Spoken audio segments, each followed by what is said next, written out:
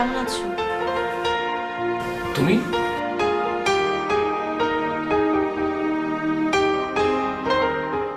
খুব অবাক হয়েছো তাই না?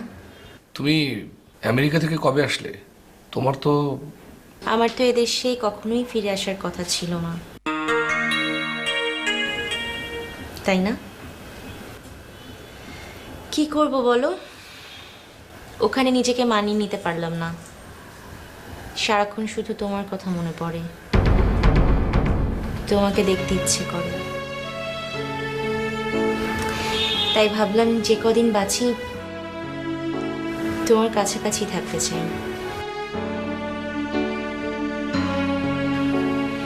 এখনো তো জানা হলো না তুমি কেমন আছো, কেমন চলছে তোমার সংসার?